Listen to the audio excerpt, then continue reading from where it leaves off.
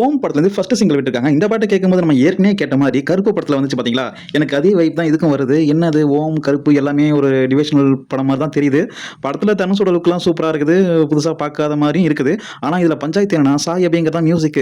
தனுஷுக்கு சாய் அபியங்கர்லாம் சூப்பராக செட் ஆகும் அப்படின்னு நினச்சிக்கிட்டாலும், ஆனால் இந்த பாட்டு வந்து எங்கேயோ கேட்ட மாதிரி இருக்குது.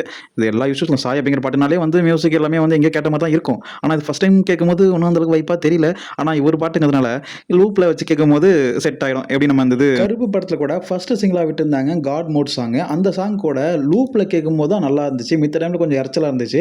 ஆனால் பட் இந்த பாட்டை வந்து ஃபஸ்ட் டைம் கேட்கும்போதே நல்லா தான் இருக்குது. எப்படி இருக்குன்னா அந்த இறைச்சல் இல்லாமல் ஒரு மாதிரி கிளியராக இருக்குது. ஆனால் பட் ஏற்கனவே இந்த கேட்ட சத்தங்கள் தான் அதிகமாக கேட்டுட்டு இருக்க மாதிரி தான் இருக்குது. கண்டிப்பாக அது இன்ஸ்டாகிராமில் நல்ல வியூஸு நல்ல ரீல்ஸு எல்லாமே வந்து ரீக்ரியேட் பண்ண போகிறாங்க. ஆனால் பட் இந்த சாங்ஸ் வந்து ஃபஸ்ட்டு சிங்கிளுக்கு எலிஜிபிளான்னு பார்த்தா கொஞ்சம் டவுட் தான், போக போக தான் தெரியும்.